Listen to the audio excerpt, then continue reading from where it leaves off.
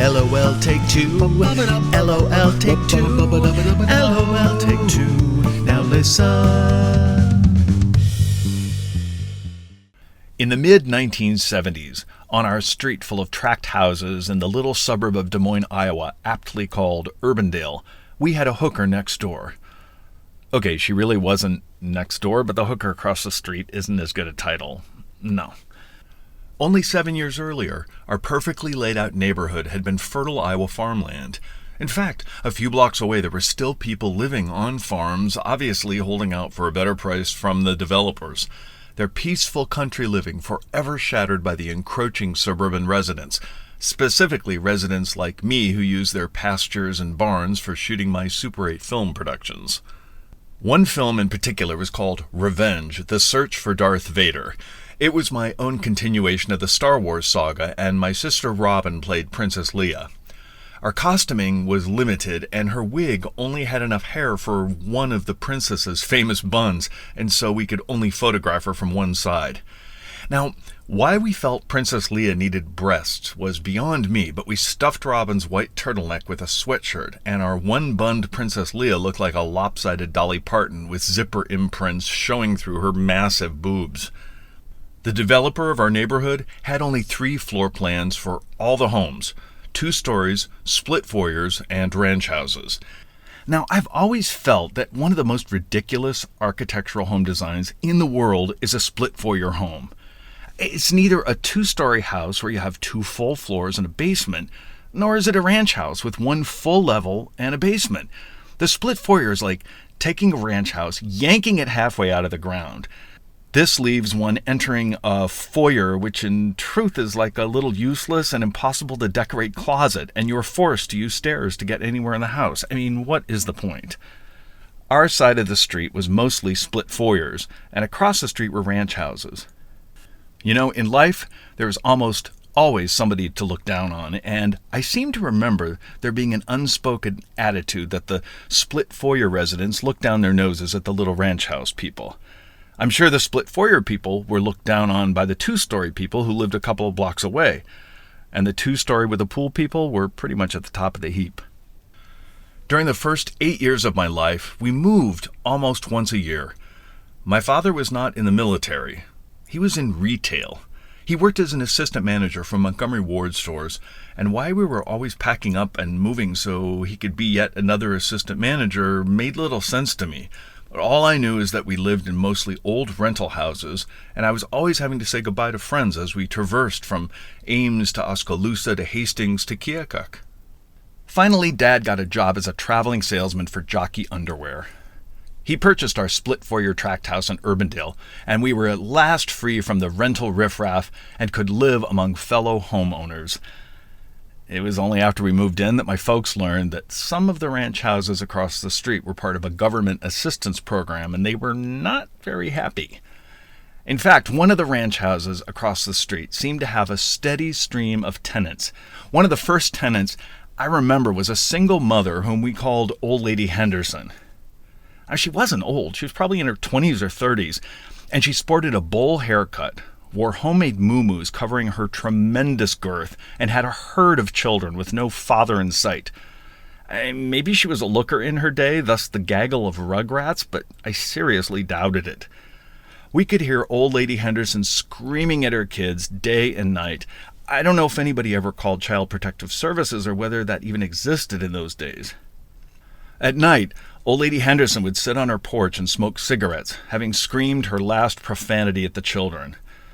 When my cousins visited, we bribed my little 3-year-old brother to holler out his upstairs window, "Hey, fat lady, you're going to break the porch." Either she didn't hear him or was just plumb tired of abusing children all day, and soon all we could see was the glow of cigarette embers and the silhouette of a monstrous white muumuu. Well, at long last, Old Lady Henderson and her clan moved out, and another single woman moved in with her 2 kids. She was attractive for white trash, but she kept to herself and kept her children locked in the house.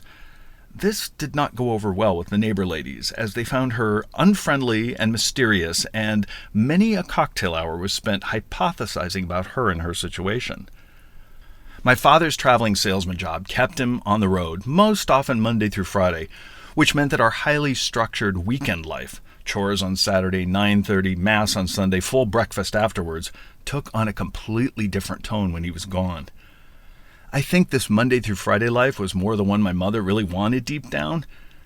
Our household during the week took on a kind of all-inclusive resort feel. Mom found great friends in the neighbor ladies, whose husbands also provided for them and allowed them to be stay-at-home moms. Our house became happy hour central during the week, and many an issue was discussed.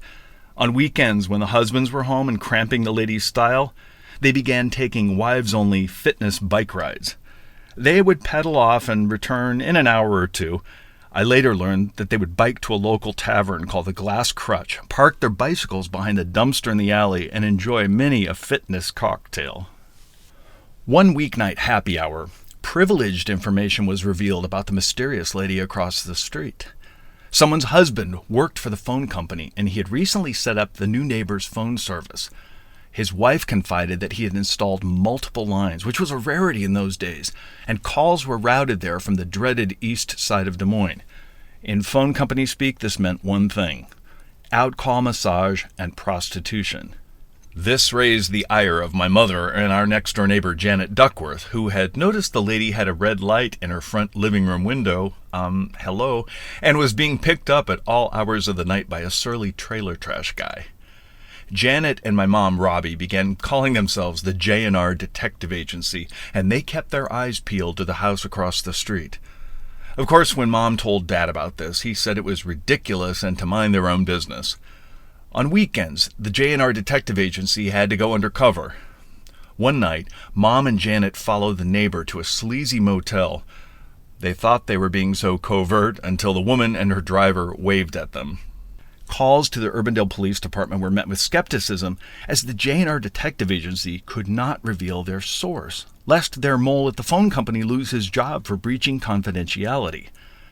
They luckily scored the missing piece of information when the mole gave them the phone number of an out-call massage service that was routed to the house across the street.